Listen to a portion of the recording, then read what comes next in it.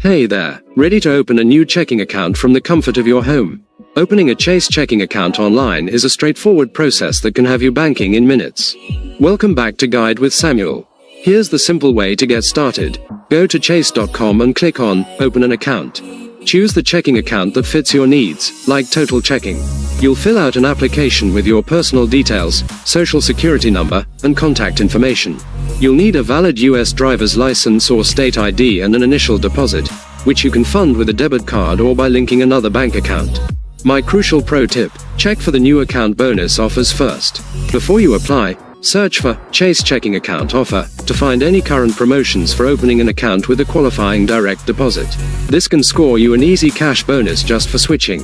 That's how you start a new banking relationship with a potential bonus in hand. Is this your first Chase account, or are you expanding your banking with them? Let me know below. For more guides that help you bank smarter, subscribe.